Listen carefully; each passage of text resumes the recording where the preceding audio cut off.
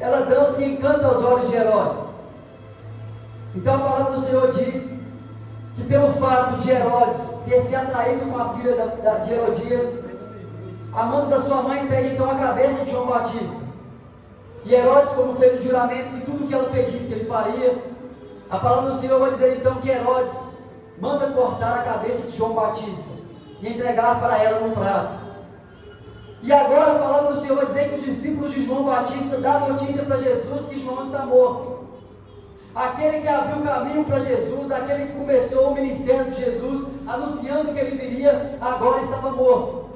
Então Jesus, muito triste naquele momento, ele sobe para o monte para orar juntamente com os discípulos, que chegando até ele com notícias maravilhosas, irmãos. A Bíblia diz que os discípulos vêm até Jesus trazendo notícias da missão dos 12, da missão que eles fizeram. E naquela missão eles curaram, eles profetizaram, eles expulsaram demônios. Só que na cabeça de Jesus tinha um dilema: ou ele ficava preocupado pela morte de João Batista, ou se alegrava com os discípulos pelo fato deles terem feito grandes coisas naquela missão. Só que nem deu tempo, irmãos, de Jesus se alegrar ou entristecer. A Bíblia diz que uma grande multidão se ajunta a Jesus, e aquela multidão sedenta de ouvir o que o Senhor tinha a falar, e também de querer saber mais de Jesus e ser curada, elas agora se aglomeram, no número de 5.000 homens, fora crianças e mulheres. E no meio daquilo tudo agora Jesus multiplica pães e peixes para aquela multidão. E agora Jesus sai com os seus discípulos para outro lugar. E a Bíblia vai dizer que do outro lado, Jesus encontra agora essa mesma multidão. E a palavra do Senhor vai dizer que Jesus obrigou os discípulos a entrarem dentro do barco. Jesus ele estava ali separando duas classes de pessoas. Jesus ele estava separando ali duas classes de pessoas. E qual é essas classes? Primeira, a classe dos discípulos. Jesus primeiramente estava separando os discípulos. E outra classe que existia ali, irmão Luiz, era a classe da multidão. Então o que Jesus estava fazendo? A multidão vai ficar no solo, enquanto os discípulos vão viver experiências comigo. A multidão vai ficar em terra, enquanto os discípulos vão para o barco. E a Bíblia vai dizer que o fato de eles se tornarem discípulos fez com que eles tivessem um passaporte para uma experiência com Jesus. E além disso, ele estava fazendo essa separação. Porque em nenhum momento, irmãos, eu não vejo na Bíblia os discípulos tendo uma escolha.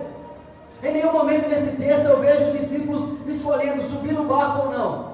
Só que a Bíblia é clara em dizer que Jesus obrigou os discípulos a entrarem no barco.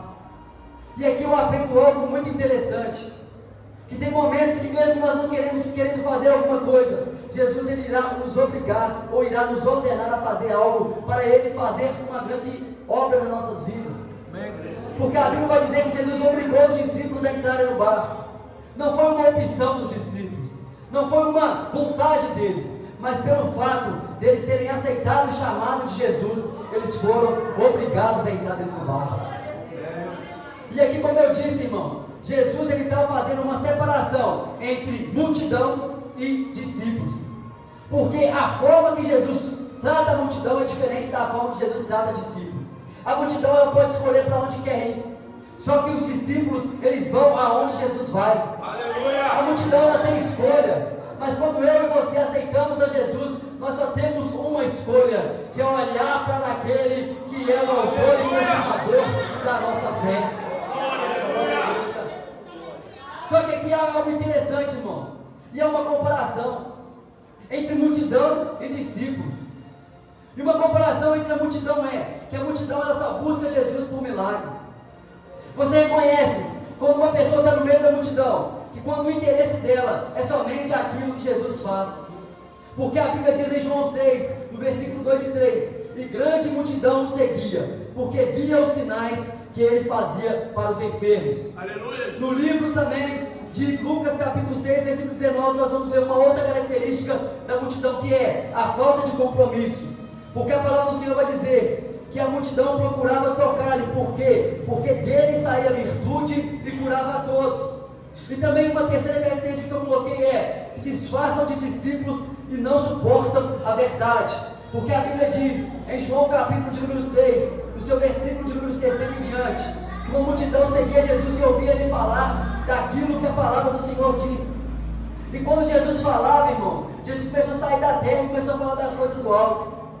E no qual Jesus começou a falar das coisas do alto, a Bíblia diz assim para nós: quão duro é esse discurso, quem poderá ouvir? E no versículo 66 diz: desde então, muitos dos discípulos tornaram para trás e não andavam com ele. Porque enquanto Jesus estava fazendo milagres na terra, enquanto Jesus tinha o pão da terra para oferecer, a Bíblia diz que muitos seguiam a Jesus. Só que no instante em que Jesus começa agora a falar: eu não vim trazer o pão da terra, mas eu vim trazer o pão do céu, a Bíblia diz que grande multidão se afastou dele. Só que mais interessante, sabe o que é? É que no meio daqueles que se afastaram, a Bíblia vai dizer, no livro de João, capítulo 6, no seu versículo de número, aleluia, no capítulo 6, versículo de número 60 em diante, quando Jesus está narrando essa história, a palavra do Senhor vai dizer que Jesus olha para os discípulos e fala assim: vocês também não vão com eles? Só que aqui está uma primeira característica de um discípulo. E a primeira característica de um discípulo, sabe o que é, meu irmão Patrick? Que o discípulo, ele não pensa nas coisas da terra. O verdadeiro discípulo, ele pensa nas coisas do céu. Porque a Bíblia vai dizer que no instante em que Jesus disse assim: vocês também não querem se retirar, também não querem ir juntamente com a multidão. No grupo de 12, sobe Simão Pedro, com voz eloquente diz: para quem iremos nós, se só o Senhor tem palavras de vida eterna?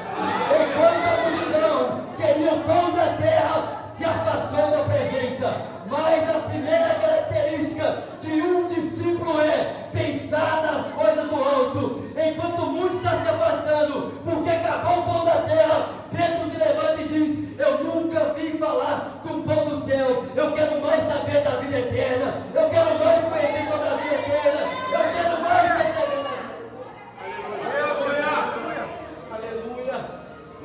E a palavra de Deus nos diz em Colossenses capítulo 3: já que nós somos ressuscitados com Cristo, pensamos nas coisas que são do alto, pensamos nas coisas que são de baixo, não de baixo, mas as coisas que são do alto, porque o que está de baixo vai perecer, a traça vai corroer, o ouro vai corroer a prata, mas quando eu e você fazemos tesouro para o céu, pode passar o tempo que continua de pé, pode passar as horas que continuam de pé, porque lá a traça não corrói, lá o ladrão não mira e nem rouba, lá aquilo que nós fazemos não perde o nosso valor. Por quê? Porque no grande dia Deus recompensará todo aquele por aquilo que fez nessa terra.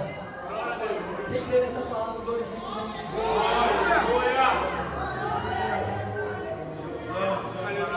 E a Bíblia diz que uma segunda característica do discípulo é negar a si mesmo.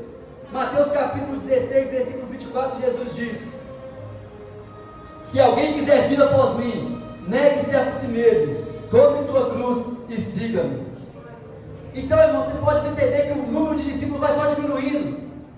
Por quê? Porque as pessoas, elas não querem renunciar. Porque muitas pessoas não querem carregar a sua cruz. Muitas pessoas não querem ter realmente um encontro com o Senhor, não querem se aprofundar em Deus. E uma segunda característica do discípulo é ele permanece na palavra. João capítulo 8, versículo 31 diz: Jesus dizendo aos judeus que haviam crido nele: se vós permaneceres na minha palavra, verdadeiramente sois meu discípulo. Quando nós permanecemos na palavra do Senhor, verdadeiramente nós somos discípulos de Jesus. E também Lucas capítulo 14, versículo 27 diz que aquele que segue Jesus e não levar a sua cruz e não vier após ele, não pode ser discípulo de Cristo. Ou seja, uma próxima característica de um discípulo é carregar a sua cruz. É carregar a sua cruz, é entender que o Evangelho não é fácil, é entender que nós temos que renunciar, é entender que muitas situações podem sair muito bem do nosso controle. Mas tem Deus, irmãos, que eu estou pregando nessa noite, que pode passar todas as coisas, mas Ele não perde o controle sobre a minha e sobre a sua vida. E uma característica também do discípulo é desejo de orar.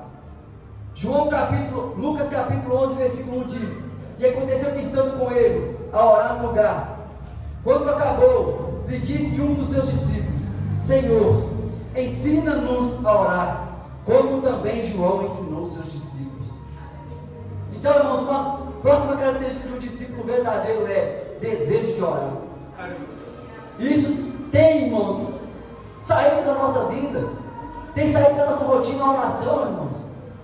Nós muitas vezes estamos tendo uma vida tão corrida, nós não estamos tendo tempo para oração, não estamos tendo tempo para ficar com Deus. E o verdadeiro discípulo, ele tira um tempo para orar. O verdadeiro discípulo, ele tira um tempo de intimidade com o Senhor. Porque existem recompensas que só existirão na minha e na sua vida no secreto. A Bíblia diz em João 6, que Jesus, falando a respeito da oração, ele diz: entra no teu quarto, feche a porta, fale com Deus, que o Deus que está no secreto, ele te recompensará publicamente. Ninguém pode ver o seu secreto, mas pode ter certeza que eles verão a recompensa do seu secreto. Você não entendeu isso? Pode ser que ninguém observe o seu secreto, mas existe recompensa que você só terá a partir do momento que entrar no seu secreto. Uma certa viúva, a Bíblia diz que ela chega até Eliseu dizendo: Eliseu, meu marido era temente ao Senhor, meu marido servia ao Senhor, e agora estamos aqui endividados, agora estamos aqui, não temos mais nada direito. Eliseu falou assim: o que tu tens na sua casa? Ela disse: eu não tenho nada, Eliseu, senão um pouquinho de azeite numa botija. Eliseu fala para ela assim: ó, faz o seguinte, recolha vasos por todos os lugares, vai para dentro da sua casa, feche a porta. Pode ser que todo mundo estava olhando aquela viúva recolher vasos, Luiz, mas ninguém viu o que estava acontecendo dentro da casa dela. Pode ser que tem pessoas olhando você carregando vaso e dizendo: para quem está fazendo aquilo? Para quem está fazendo aquilo ali?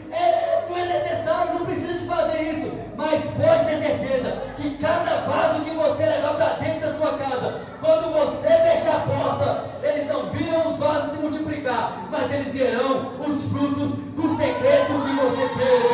Pode ser que ninguém vê a sua busca, mas Deus está te vendo. Pode ser que ninguém te observa, mas tem Deus no céu que te observa.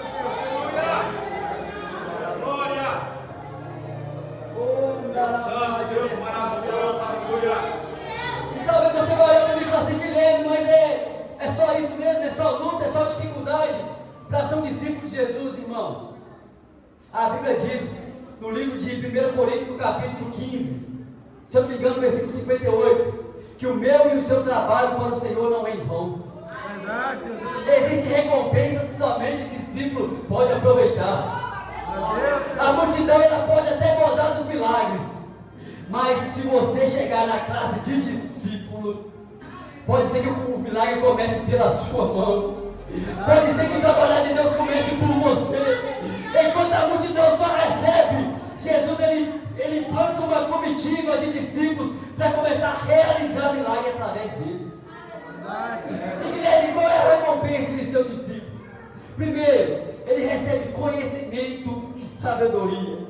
João capítulo 8, versículo 31 e 32 diz: se vós permaneceres na minha palavra, verdadeiramente sois meus discípulos, e conhecerei a verdade, e ela vos libertará. Provérbios capítulo 2, versículo 6 diz: porque o Senhor dá a sabedoria da sua boca, é que vem o conhecimento e o entendimento. Também uma segunda recompensa de ser discípulo é uma vida abundante com Jesus. João capítulo 10, versículo 10 diz: o ladrão não vem senão roubar, matar e destruir, mas eu vim para que tenham vida e tenham vida em abundância. Salmos 16, 11 diz: tu me farás ver os caminhos da vida na tua presença, a plenitude de alegria, à tua direita há delícias perpetuamente. Quando eu e você somos discípulos de Jesus, nós vivemos uma vida abundante. Mas eu estou passando luta, mas tem vida abundante com Jesus. Mas eu estou passando dificuldade, mas Jesus tem vida abundante para você.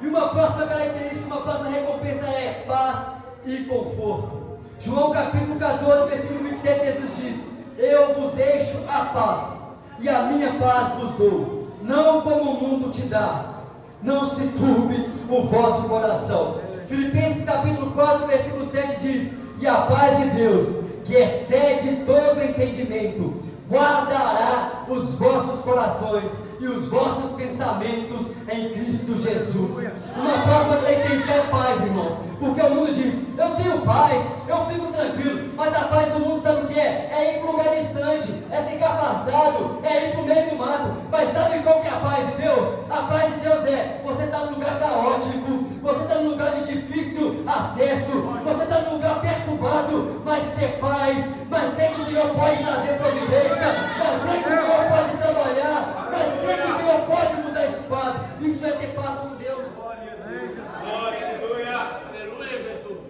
E essa paz o mundo não pode te dar. Talvez o mundo tenha oferecido a nós, a todos nós aqui, uma paz momentânea. Uma paz que é: se eu beber eu tenho paz, se eu me drogar eu tenho paz, se eu tiver mulheres, se eu tiver homens, amigos ao meu redor eu tenho paz. E essa paz não vem de Deus, porque essa paz, irmãos, ela é momentânea, ela vai passar. Mas a paz que vem de Deus, ela permanece. A paz que vem do mundo, acabou o copo de bebida, acabou a paz. Mas a paz que vem de Deus, ela transborda na minha e na sua vida, independente do cenário que eu e você estamos vivendo. E uma próxima característica é uma recompensa, com fruto espiritual. João 15,5 diz: eu sou a videira, vós as varas. Quem está em mim e eu nele, esse dará muito fruto, pois sem mim nada podeis fazer. Então a próxima característica é, irmão, gerar frutos em Jesus. E aqui está algo muito forte, sabe por quê? Porque ele diz assim: sem mim vocês não podem fazer coisa alguma. Verdade. Quantos de nós, irmãos, já quebramos a cara por querer fazer as coisas sem Deus? Quantos de nós já quebramos a cara por querer fazer as coisas sem a presença de Deus? Aí é um projeto que você queria começar, mas não tinha Deus, deu errado. É um relacionamento que você até começou, mas não tinha Deus, deu errado. É um casamento que você não foi com a permissão de Deus, aconteceu algo dentro dele, acabou, deu errado. Mas todas as vezes que eu e você fazemos como diz o Salmo 37,5, entregue o seu caminho ao Senhor, confia nele e no mais ele fará, irmãos. Pode ter certeza que Deus ele te dará direções, que Deus ele colocará você naquilo que ele quer, e pode ter certeza que você gozará de grandes frutos por aquilo que ele fez na sua vida. E uma próxima irmãos, é aquela que eu acho mais linda, é a recompensa eterna. Por mais que as lutas estiverem nessa terra, irmã Letícia, por mais que os problemas estiverem aqui, nós podemos contemplar e agradecer, porque em meio a tudo isso que está acontecendo na terra, nós temos uma recompensa no céu. Porque o livro de Mateus capítulo 19 vai dizer, versículo 29, e todo aquele que tiver deixado casa, ou irmãos ou irmãs, ou pai ou mãe, ou mulher ou filhos ou terra, por amor do meu nome, recebereis 100 vezes mais e herdará a vida eterna. 1 Timóteo capítulo 4 versículo 7 e 8 diz: combati o bom combate, Paulo dizendo, acabei a carreira, guardei a fé, desde agora a coroa da justiça que me está guardada, a qual o Senhor justo e juiz me dará naquele dia, e não somente a mim, mas a todos aqueles que amarem a sua vida. Então a vida eterna, irmão, não é somente para mim que está pregando essa palavra. A vida eterna é para aquele que aceitou a Jesus como seu Senhor e Salvador. Já recebe esse prêmio de Deus, já recebe essa recompensa. Pode ser que está tendo luta, mas tem recompensa no céu. Pode ser que está passando problemas, mas tem recompensa no céu. Pode ser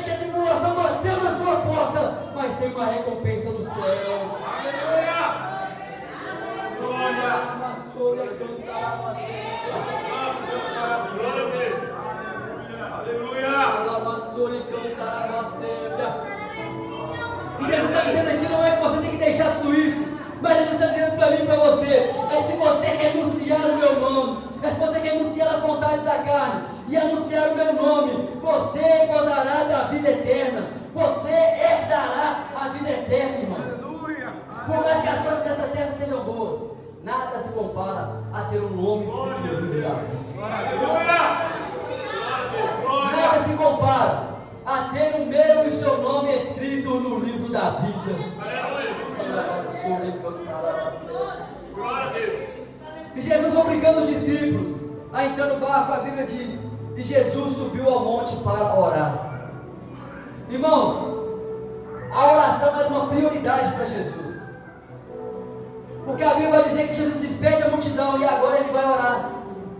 E se nós pegarmos esse contexto, a Bíblia diz que surgiu uma grande tempestade, surgiu um grande vento, surgiu um mar revolto, surgiu algo terrível naquele lugar. Só que em nenhum momento nós observamos a Bíblia falar que Jesus saiu do lugar da oração por conta disso. Mesmo com tudo que estava acontecendo, Jesus ele não saiu do lugar da oração. E aqui eu aprendo algo muito interessante, que independente do cenário que esteja, não abandone o lugar da oração. Independente das provas, não abandone o lugar da oração. Independente da tempestade, não abandone o lugar da oração. Por quê? Porque quando eu e você priorizamos a oração, irmãos, nós não oramos só porque as coisas estão indo bem. Nós não oramos somente quando as coisas não saem da forma que a gente quer. Nós oramos em todo o tempo. Paulo mesmo nos diz, orai sem cessar. Aleluia. A oração tem que voltar a ser prioridade na minha e na sua vida. A oração ela deve ser uma prioridade para nós. Quantas escolhas eu e você temos feito, irmãos, erradas, pela falta da oração? Quantas coisas nós temos feito pelo fato de faltar a oração? Irmãos, nós vamos observar o que Jesus faz aqui. Mas a princípio Jesus estava orando. Jesus teve um dia cheio, Luiz, cansativo. Multiplicou pães e peixes. Teve a notícia de João Batista. Teve a notícia dos discípulos. Só que a prioridade dele era orar ao Pai.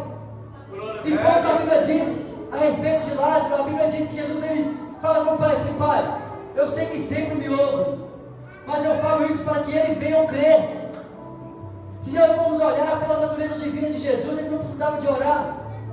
Mas em todo o tempo Jesus ele estava nos dando um exemplo do que é necessário orar e do que nós podemos receber através da oração. E a Bíblia vai dizer que agora Jesus despede a multidão sobe para orar.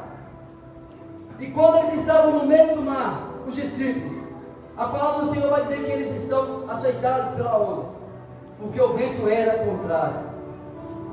O texto paralelo a esse, em João capítulo 6, vai nos falar que já era escuro e ainda Jesus não tinha chegado perto deles. Ou seja, o lugar que eles estavam era escuro, o lugar que eles estavam era de difícil acesso, o lugar que eles estavam era um lugar no qual não podia se ver nada. Só que em Marcos capítulo 6, um texto também paralelo a esse, versículo 42 diz: e vendo-o que se fadigaram a remar. João está trazendo para nós que era escuro. João está trazendo para mim e para você que não tinha como ver nada. Só que em Marcos capítulo 6 vai dizer: e vendo-os que se afadigavam a remar. Eu vou repetir isso para você entender. João capítulo 6 está dizendo: era escuro, não tinha como ver. Só que na visão de Marcos está dizendo para nós: vendo-os Jesus, que se fadigaram a remar. Jesus foi até eles. Para você que não entendeu, eu vou melhorar isso aqui. João está dizendo para mim e para você assim: era escuro, não tinha como ver nada. Só que Marcos está dizendo assim: e ele vendo-os fadigando, porque estava com o vento ao contrário. Ou seja, não tinha como ver nada, mas Jesus estava observando. Não tinha como ver nada, mas Jesus estava olhando. Era escuro, o cenário era difícil, mas Jesus estava olhando. Isso mostra para mim e para você que independente do que eu e você estamos vivendo, Jesus, Ele está nos observando. Jesus está vendo eu e você. No momento de bonança Ele está te vendo. No momento de prova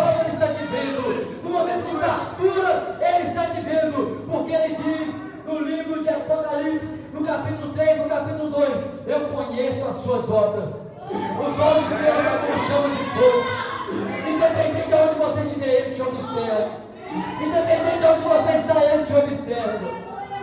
Salmo de número 139, a Bíblia diz que eu posso ir no mais profundo mar, que Ele lá vai estar. Eu posso ir no mais alto lugar, que lá também Ele está. Ele conhece o meu assentar. Ele conhece o meu levantar. Ele conhece quando eu estou com fome. Ele conhece quando eu estou farto. Aleluia. Ele conhece o meu assentar. E de longe Ele entende o meu e o seu pensamento. Aleluia.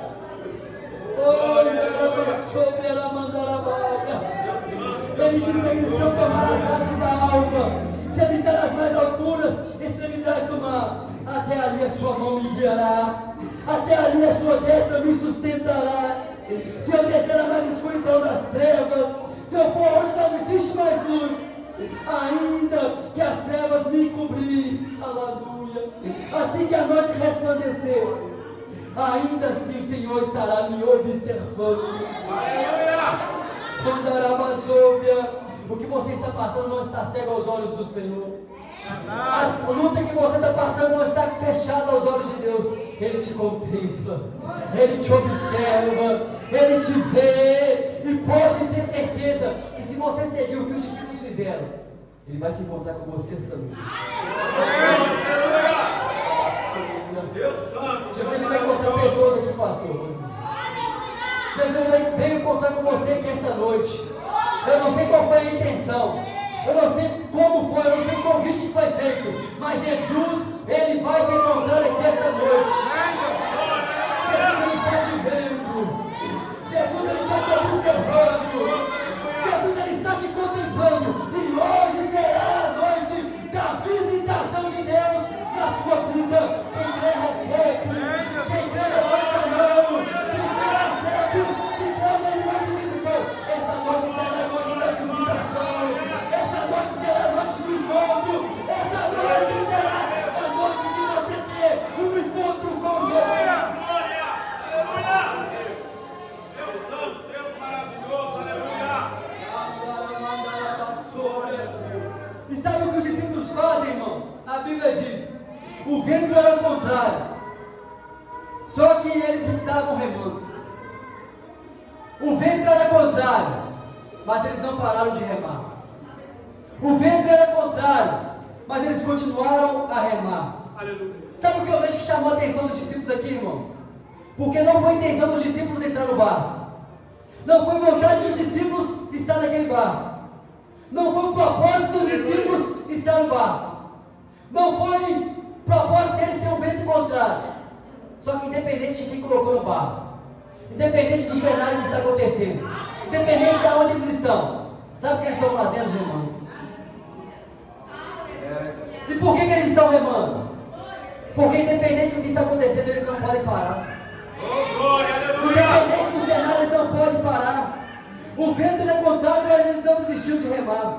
Mesmo não sendo culpados da situação, eles não desistiram de remar. Mesmo parecendo tudo acabado, eles não desistiram de remar. E Jesus se agrada, irmãos, quando eu e você não nos entregamos no momento. Jesus, Ele se agrada quando eu e você não nos entregamos ao cenário. Jesus se agrada quando eu e você não se entrega à situação. O vento está contrário, mas eu estou remando. A situação é diversa, mas eu estou remando. Está tudo dando errado, mas eu continuo remando. Não está dando nada certo, mas eu continuo remando. É como Deus falou com Moisés: Moisés, diga ao povo que marche, Moisés. Eu vou dar a provisão, Moisés, mas começa a marchar, Moisés. Começa a marchar, Moisés. Começa a remar, mas Guilherme, o vento está contrário, está tão difícil, mas hoje Jesus vai encontrar com você. Mas hoje Jesus vai te vendo. Hoje Ele vai te encontrar. E mesmo vendo sendo o contrário, o encontro com Ele foi reservado essa noite. Não foi culpa sua entrar no barco. Não foi culpa sua o cenário, mas continua remando. continua remando. Não joga o remo no mar. Não joga o remo no mar. Sabe o que é o remo ali, irmãos? O remo é que dá impulso. O remo é o que faz ele sair do lugar. E por que você está parando de fazer aquilo que você fazia sair do lugar? Por que você tem parado de fazer aquilo que fazia você alavancar na sua fé? Por que você parou de fazer aquilo que fazia com que você subisse um degrau mais na fé? Glória a Deus. Aleluia. Mesmo o cenário sendo difícil, não pare de remar. Mesmo a situação sendo adversa, não pare de remar. Porque eu penso, irmãos, pela palavra do Senhor, que o que chamou a atenção de Jesus foi que mesmo o cenário naquela circunstância, mesmo não sendo culpados de estar naquele lugar, eles continuaram remando. Só que o que acontece? Eles estão remando, e agora Jesus vai ter um encontro com eles. E a Bíblia vai dizer que Jesus agora, indo de encontro a eles, eles observam e falam assim: é um fantasma. O que eles precisavam naquele momento? Ajuda. O que chegou naquele momento? Ajuda.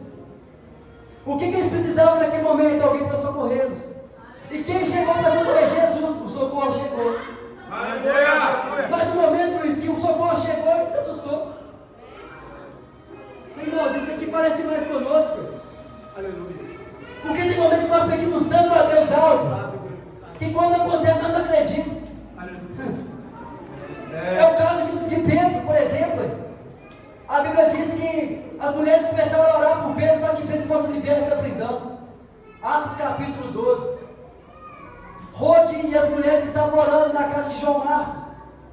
E a palavra do Senhor vai dizer que depois do anjo ter libertado Pedro, Pedro bate na porta e fala: sou eu, Pedro. Rode olha na porta e fala assim: não acredito que é ele. A oração dela era para quê? Para trazer Pedro. Quando chegou Pedro, eles não acreditaram que Pedro estava ali, irmãos. Tem momento na vida da sua vida que nós fazemos isso. Nós falamos: Deus liberta, Deus salva, Deus cura, Deus cura. Não é possível. Curou nada. É o caso de Zacarias, esposa de Isabel.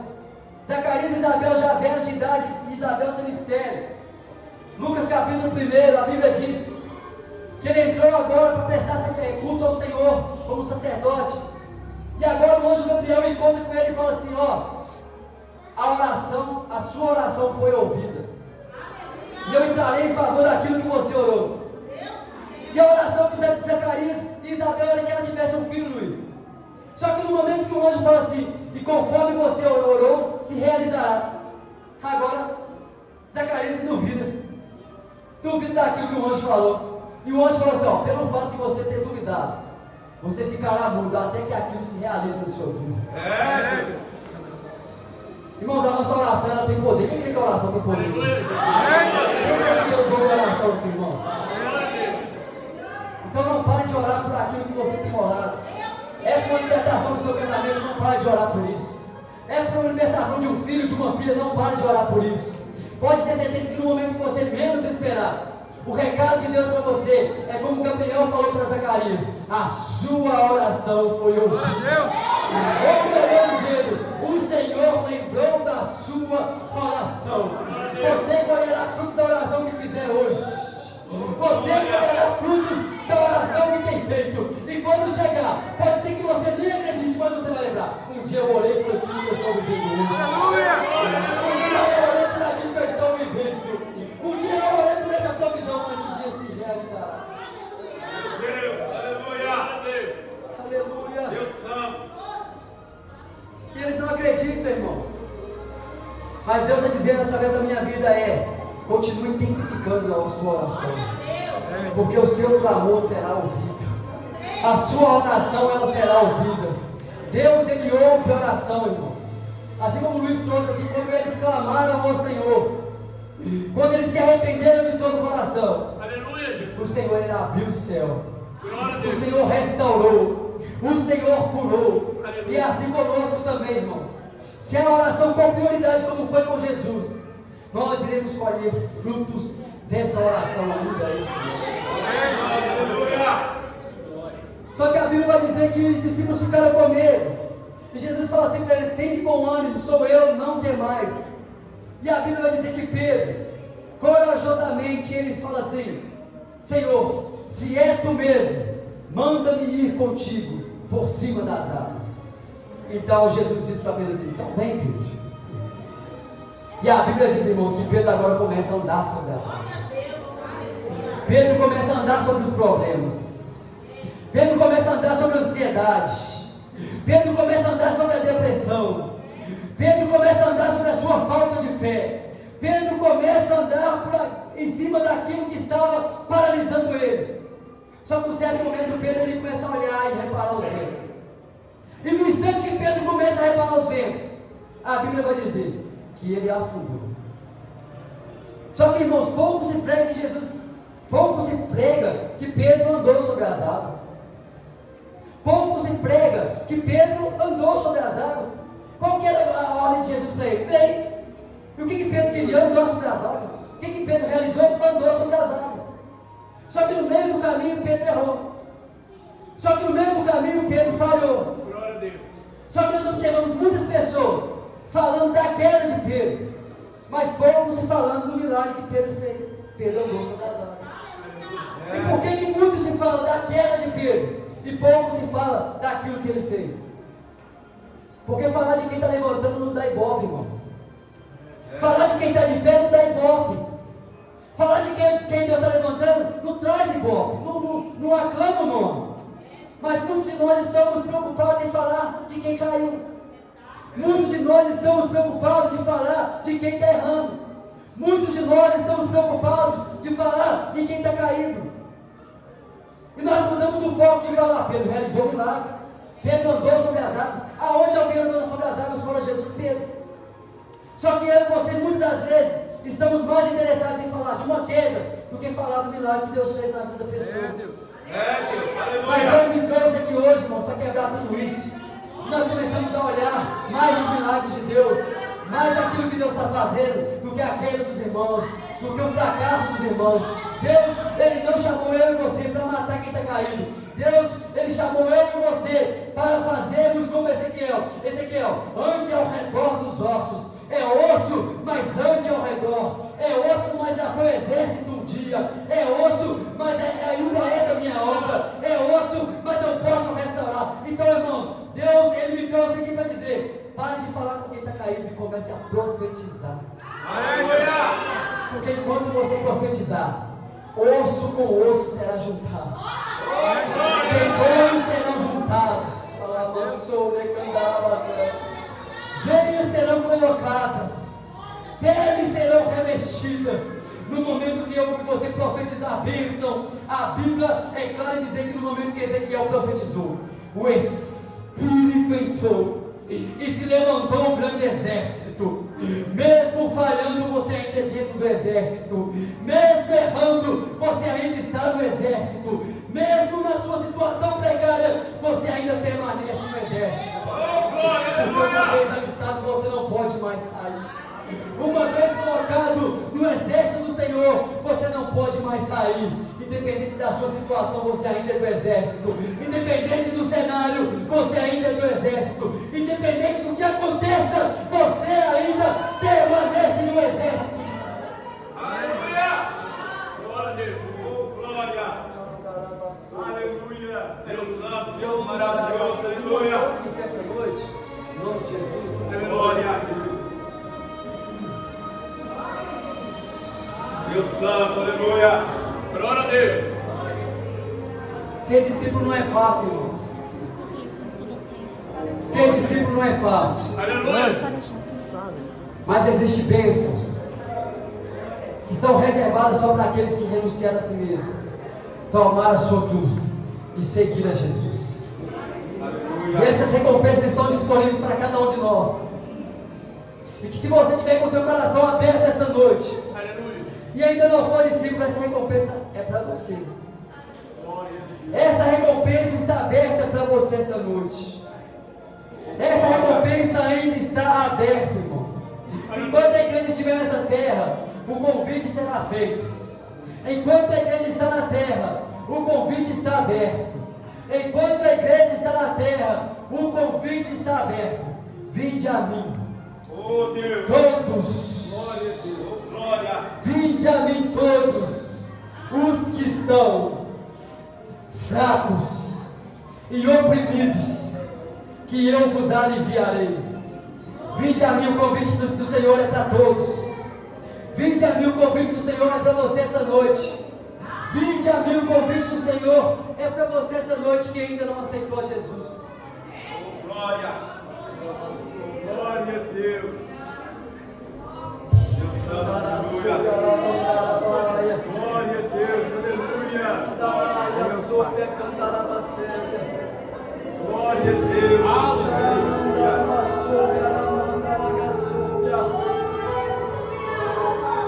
Eu ouvi uma vez e li no teu livro o que o Senhor fez. Deus pode fazer de novo na sua vida. Deus pode realizar novamente na sua vida. Juntos em meu nome, faz mais uma Deus, Ele vai fazer de novo para Glória a você. Deus. Aleluia. será cheia do conhecimento da glória de Deus.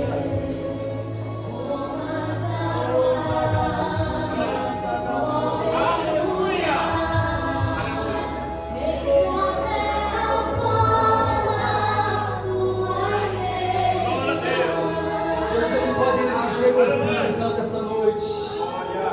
Jesus pode te fortalecer ainda essa noite.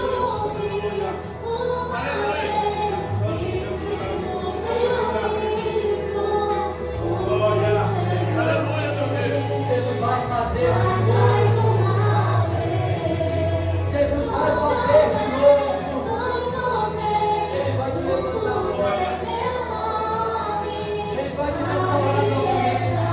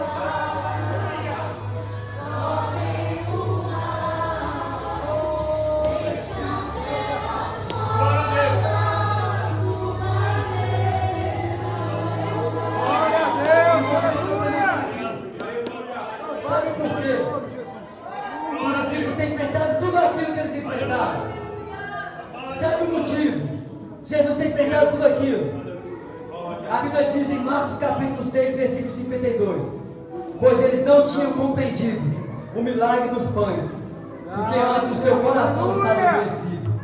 Sabe por que todo esse processo que eles viveram? É porque eles não reconheceram Jesus na bonança. Eles não reconheceram que Jesus era o Filho de Deus quando tudo estava dando bem, quando tudo estava dando certo. Mas no momento de prova, ele diz assim no versículo 33: este é o verdadeiro Filho de Deus. Talvez essa luta chegou até você, essa provação chegou até você, as coisas tudo fechou, a porta fechou. É porque Jesus está se apresentando como Filho de Deus para você. Então basta você aprender com toda essa tempestade e entender o que é o Senhor na sua vida. Irmãos, pode tomar assento. E eu agradeço a rica oportunidade no nome de Jesus.